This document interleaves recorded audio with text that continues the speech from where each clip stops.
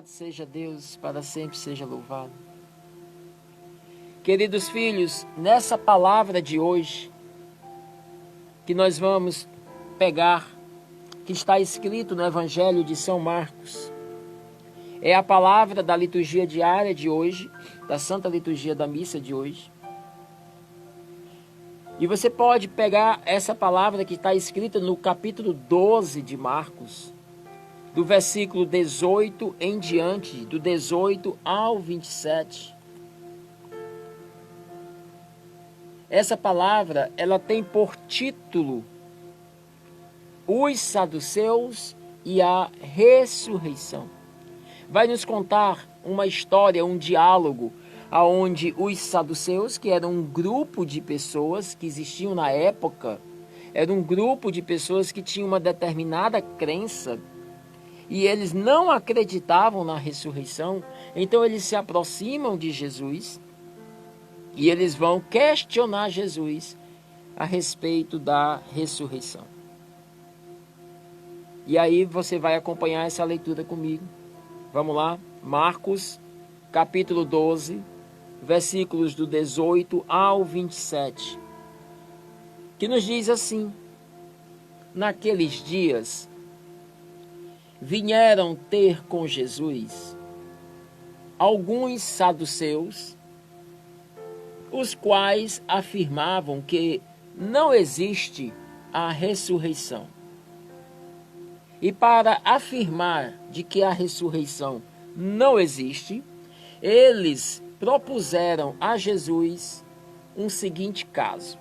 E aí eles começam a contar um caso a Jesus, questionando Jesus a respeito da ressurreição. Queridos, só um minuto antes de continuarmos. A ressurreição para nós católicos é a fé, é a crença de que após a nossa morte, a vida não se acaba em nada. Há algumas pessoas que acreditam que quando a pessoa morre, acabou tudo. Não existe vida eterna. Não existe a possibilidade de uma vida após esta vida terrena que nós nos encontramos. Nós católicos, não. O que nós professamos na fé, o que nós professamos no credo da igreja, quando você reza o credo, creio na ressurreição. O que é a ressurreição? A ressurreição é a vida após a morte. É a vida eterna, é a ressurreição do corpo, da alma. A ressurreição do corpo em um estado de um corpo glorioso. Veja que Jesus, ao terceiro dia, ele ressuscita e ele aparece primeiramente a quem? A Maria Madalena. Maria Madalena tenta tocar em Jesus e Jesus diz: não me toques, Maria Madalena, porque eu ainda não subi aos céus. Eu ainda estou aqui com vocês. Eu ressuscitei, mas eu estou com vocês aqui na terra, para lhes mostrar que a ressurreição existe. Eu ressuscitei. Estou mostrando a vocês. Então não toques em mim ainda, porque eu estou em um corpo glorioso. Em uma outra passagem, onde Jesus, a sua ascensão aos céus, os discípulos ficam lá olhando Jesus subindo aos céus e contemplando o corpo glorioso de Jesus, aquele corpo iluminado. Bom, a nossa fé católica, ela é baseada na ressurreição. Sem a ressurreição, não existe fé para nós. Sem a ressurreição, o que existe é apenas a morte. Mas com a ressurreição, nós temos a esperança de, após esta vida terrena, nos encontrarmos com o nosso Criador, com Deus eterno, a morada celestial, a vida eterna que tem nos aguardado. E nós estaremos lá em um corpo glorioso. Amém? Então eu abri um parênteses aqui para dar uma pequena explicação a respeito da ressurreição e a gente continua já já, né? Mergulhando sobre a ressurreição. Mas voltando aqui à leitura do Evangelho. Então alguns saduceus se aproximaram de Jesus e foram questionar a Jesus. Você acha que a ressurreição existe? E aí começaram a contar uma história para Jesus, tentando fundamentar esta crença deles de que a ressurreição não existe. E que história foi essa que eles contaram? Vamos lá, versículo 19. Mestre, Moisés nos deu a seguinte ordem, a seguinte prescrição: se morrer o irmão de alguém e deixar a esposa sem filhos, o irmão deste homem deve casar-se com a viúva, a fim de garantir a descendência do seu irmão. Ora, havia uma família com 7 irmãos. O mais velho casou-se e logo depois morreu, sem deixar nenhum filho, nenhuma descendência. Então o segundo casou-se com aquela viúva, com a mulher do seu irmão. E também morreu, sem deixar nenhuma descendência. E a mesma coisa aconteceu com o terceiro. E nenhum dos 7 deixou descendência. Por último, morreu também a mulher. Na ressurreição, quando eles ressuscitarem, de quem será ela, mulher? De qual dos 7? Porque os 7 casaram-se com ela. Jesus então responde: acaso vós não estáis enganados por não conhecerdes as Escrituras, nem o poder de Deus?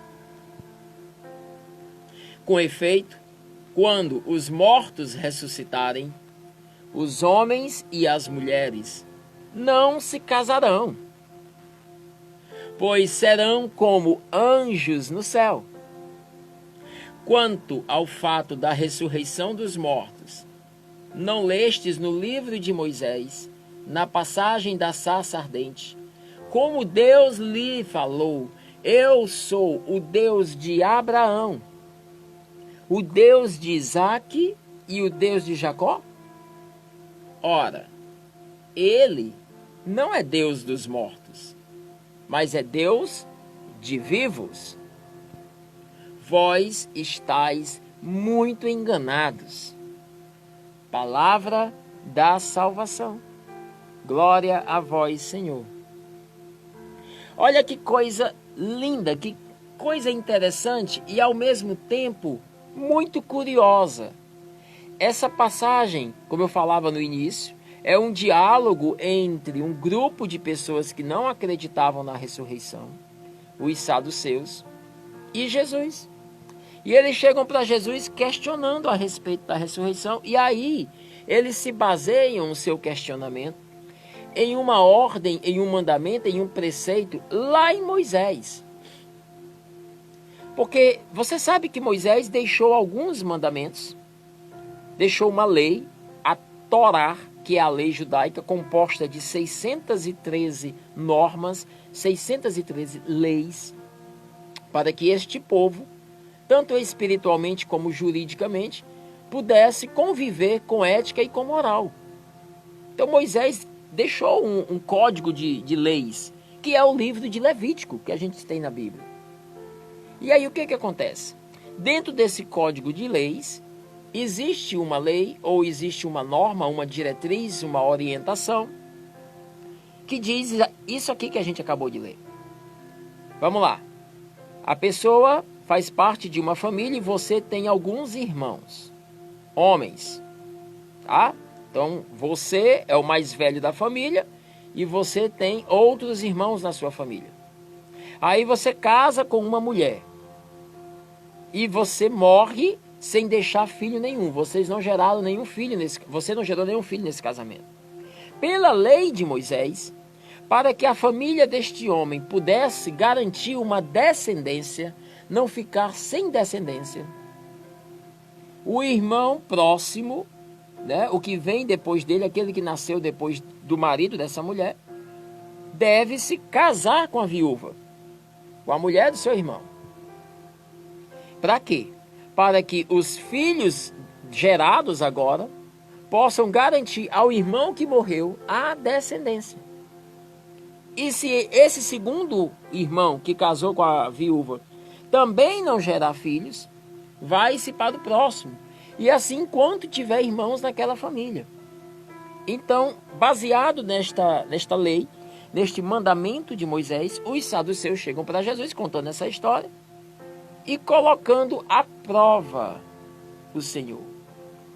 Né? Por quê? Porque eles perguntam assim: ora, se a ressurreição existe, né, como o Senhor está falando aí, mestre, se as pessoas que morreram vão voltar, vão ressuscitar, então me diga, qual vai ser o marido dessa mulher?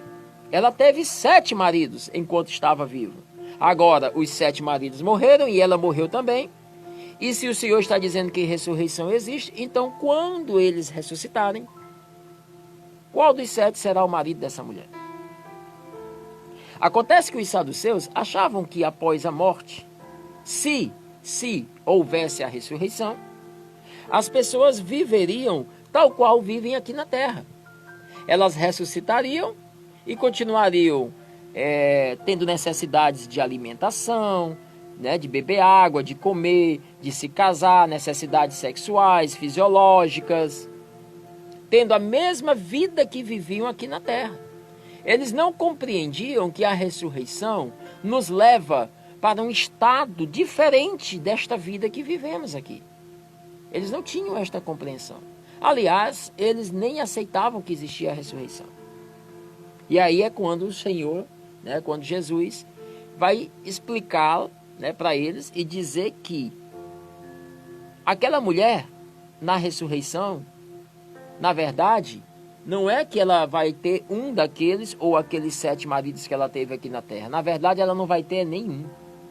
Porque ela não vai precisar de marido na vida eterna. Porque na vida eterna, na ressurreição, nós temos um corpo glorioso, aonde não temos necessidade alguma, necessidades físicas, do que este corpo físico que hoje nós estamos tem. Na ressurreição, na vida eterna, o corpo glorioso, ele não tem necessidade de ficar curado, porque ele não tem enfermidade. Ele não tem fome, ele não tem sede. Nenhuma dessas necessidades fisiológicas que o nosso corpo físico hoje tem, o corpo glorioso terá na ressurreição.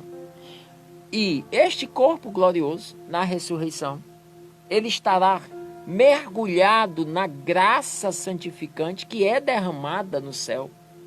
A graça de Deus que transborda do trono de Deus, do coração do Pai. E esta graça é como uma onda de alegria, de amor, sabe? Quando você está na praia, que você olha para o mar e você vê uma onda que vem e logo em seguida outra vem atrás e mais outra. Pois imaginemos o céu. Deus Pai Todo-Poderoso, Criador de todas as coisas, sentado no seu trono e com um coração cheio de alegria, cheio de amor, de bondade, porque é isso que Deus é. Um Deus cheio de bondade, de misericórdia, de carinho. E toda esta graça, toda esta qualidade de Deus, o Senhor transborda do seu trono e como uma onda de graça que vai passando por todo o céu. E uma onda atrás da outra vai atingindo todos que ali estão. E aquelas almas que ali estão, naquele corpo glorioso ressuscitado, os anjos que ali estão, os santos que ali estão, Nossa Senhora que ali está, vão sendo atingidos constantemente e eternamente pela alegria, pela bondade, pelo amor, pela misericórdia, pelo carinho, por toda a qualidade de Deus, quem Ele é. Isso é a vida celestial. Sabe, como é bom aqui nessa terra, nós temos momentos de alegria, e eu tenho certeza que você deve lembrar de algum momento de alegria na sua vida. Aquele momento que diz assim, puxa vida, naquele dia foi tão bom, aquele dia foi tão feliz. Você lembra? Não é bom quando a gente lembra daquele momento em que, sei lá, nós ficamos tão cheios de felicidade, tão cheios de alegria. Pois deixa eu dizer uma coisa para ti. O dia mais feliz da tua vida, a lembrança mais feliz que você tem de um dia na tua vida, ele não é comparável, ele é apenas uma gota de felicidade diante da imensidão da alegria e da felicidade experimentada no céu. E tu tivestes um dia maravilhoso de alegria e de felicidade, mas no céu não é um dia, no céu é eterno. Você imaginou o que é você estar mergulhado numa felicidade eterna? Isso é o que nos aguarda. Isso é o que nos espera. A vida eterna, a morada celestial. Precisamos ressuscitar para esta vida nova. A nossa vida de felicidade não é essa que nós estamos aqui. A nossa vida de felicidade é a vida que nos aguarda diante da presença daquele que nos criou. Então, estes homens questionavam a Jesus a respeito da ressurreição. E veja que no final, Jesus ele chega para eles e ainda vai citar os patriarcas, né? Vai citar aqui os patriarcas, quando ele fala de Abraão, de Isaque e de Jacó. Eu não sou o Deus de Abraão, de Isaque e de Jacó? Ora, ele não é Deus dos mortos, mas dos vivos. Sabemos que neste momento, quando Jesus está citando estes patriarcas já haviam morrido há muito tempo. Mas por que Jesus cita os patriarcas? Porque ele está mostrando que, embora que eles já tivessem morrido, mas Deus é o Deus dos vivos, então eles permaneciam vivos. Não mais nesta terra, mas diante da presença de Deus, porque Deus não é o Deus dos mortos. Se Deus é o Deus de Isaque, de Abraão e de Jacó, então Deus é o Deus daqueles que estão vivos. Deus não é Deus de mortos. E aí Jesus encerra a sua palavra falando isso para eles, e ainda tem uma frasezinha final que Jesus diz assim: vocês estão enganados a respeito daquilo que vocês pensam, daquilo que vocês acreditam ser. Queridos, esta palavra do Evangelho de hoje vem nos trazer à tona a realidade de que não é para esta vida que nos encontramos neste momento, neste corpo carnal, não é para este momento em que nós estamos que os nossos corações devem se voltar. O meu coração não deve estar atrelado a esta vida terrena. Não é nos prazeres deste mundo, nos prazeres passageiros. Não é, queridos, nas falsas felicidades que este mundo me oferece e me propõe, que eu devo atracar o meu coração. Porque, como diz, são prazeres passageiros. São coisas que passam. E mesmo depois da minha morte, nenhum desses prazeres que eu tenho na terra, eu levarei comigo, porque são prazeres terrenos. A pessoa vai lá e bebe, e toma um porre de bebida alcoólica, e diz que se sente bem, que sente prazer, que está alegre, que está feliz porque bebeu. Ora, depois que você morrer, você não vai levar nenhuma bebida alcoólica, você não vai levar nenhum desse tipo de prazer mundano que você sente aqui nesta terra. Não é esse tipo de prazer que você experimentará depois da sua morte. Então, nada do que se experimenta nesta terra de prazer mundano, eu levo comigo depois da minha morte. O meu coração não deve estar atrelado às coisas desse mundo. É verdade que os prazeres do mundo, é verdade que as falsas felicidades, as falsas alegrias mundanas, seculares, elas são extremamente sedutoras. É como, simbolicamente falando, lógico, é como o fruto, né, que a serpente oferece a Eva e depois a Adão lá no Jardim do Éden. Um fruto de beleza tal que seduz, que atrai, que dá vontade de comer, que dá vontade de experimentar. Nós que somos de caminhada, nós que somos filhos de Deus, nós que conhecemos a palavra de Deus, nós que estamos caminhando rumo ao céu, todos os dias da nossa vida, diante dos nossos olhos, diante dos nossos corações, Satanás coloca maçãs, né? Coloca símbolos, coloca frutos belos, atrativos, sedutores, coloca propostas de falsa felicidade nesse mundo. Propostas que vêm nos dizer que, você não precisa estar na igreja, você não precisa estar num grupo de oração, numa comunidade como essa, você não precisa estar numa pastoral. Para que isso? Para que caminhar numa caminhada como essa, que exige tanto sacrifício, que exige tanta renúncia? Sim, porque caminhar com Deus não é fácil. Quem disser que caminhar com Jesus é um caminho de facilidade, eu acho que errou o caminho. Eu acho que se perdeu, pegou um atalho. Porque o próprio Senhor nos diz: aquele que quiser me seguir, venha, tome a cruz. E o que é a cruz? A cruz é sofrimento, é renúncia, é peso, é dor. Aquele que quiser caminhar comigo, esteja disposto a também, assim como eu passei e passo pelo sofrimento da cruz, também vocês irão passar pelo sofrimento da cruz. Então, caminhar com Jesus não é fácil, meu povo. Não é. Levantar de manhã cedo, renunciar ao sono, levantar da cama, vir rezar, não é fácil. Vai ter dias que o inimigo de Deus vai seduzir o teu coração com um sono que você não sabe de onde vem. Você colocou o celular para tocar ali, para despertar. E você sabe que está na hora de você levantar para ter o teu encontro, o teu momento com Deus de oração.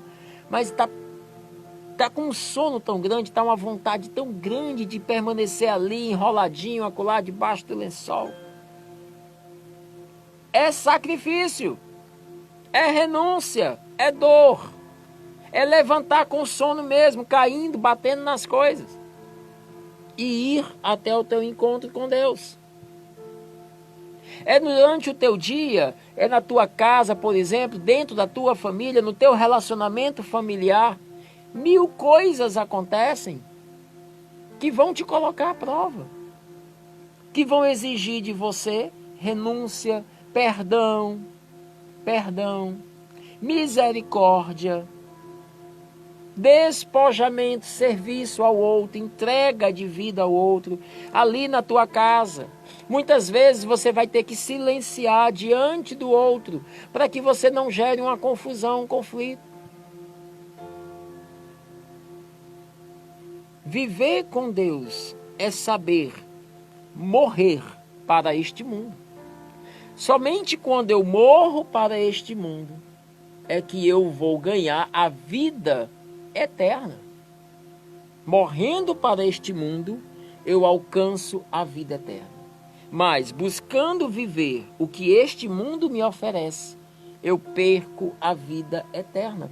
Isso é muito claro para nós. Muito claro. Eu sei que você que está me ouvindo agora aí, entende isso que eu estou falando, e compreende e sabe disso perfeitamente. Se eu procuro viver aquilo que este mundo me oferece, se eu não vivo uma vida de renúncia, de sacrifício, até de dor espiritual, para conseguir viver a palavra de Deus, se eu vivo o que este mundo me oferece, ao morrer, eu posso ter perdido a minha vida eterna. Se ao contrário, eu busco viver a busca da vontade de Deus através da sua palavra, no momento da minha passagem, no momento do meu encontro com Deus, isso vai valer para que eu ganhe o céu, para que eu viva a vida eterna. A questão é, as falsas alegrias, as falsas propostas de felicidade que esse mundo me oferece são tão atrativas, são tão belas, têm um odor, têm uma beleza, têm uma cor tão sedutora. As músicas deste mundo, as festas, as brincadeiras deste mundo.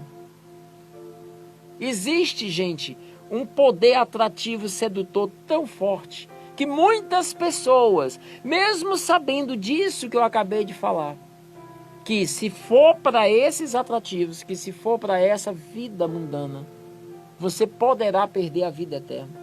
Mesmo sabendo disso, se deixam seduzir, atrair e vão em busca dos prazeres que este mundo, que esta vida oferece.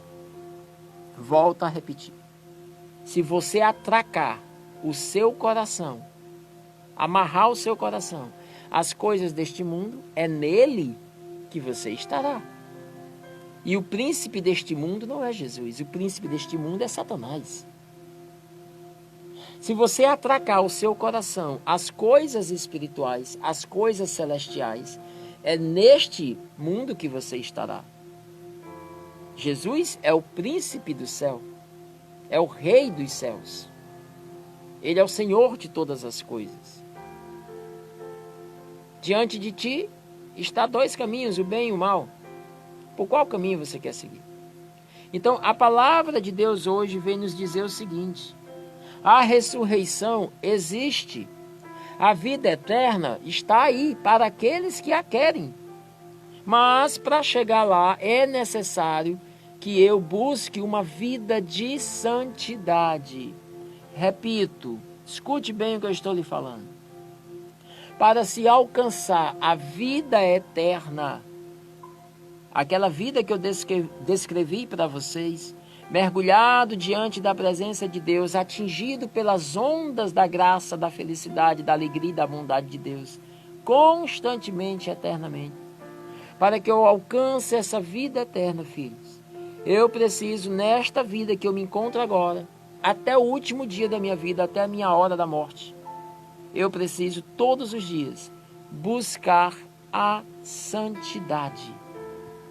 E buscar a santidade é me afastar do pecado, é converter o meu coração, é transformar o meu coração, é permitir que a minha vida ela seja transformada de tal maneira que as minhas atitudes, que os meus pensamentos, que as minhas palavras, que a minha postura, que a minha conduta agora, ela seja completamente guiada pelo que essa palavra me diz, pelo que a vontade de Deus me diz. Eu tenho vontade de fazer determinadas coisas, mas o que Deus me fala é que eu devo fazer isso e não isso que eu estou com vontade. Se eu busco fazer o que Deus me coloca, o que essa palavra me diz, isso é buscar a santidade. Buscar uma vida de santidade não é colocar uma roupa rasgada, sair de pés descalços no meio da rua, dando comida aos mais pobres.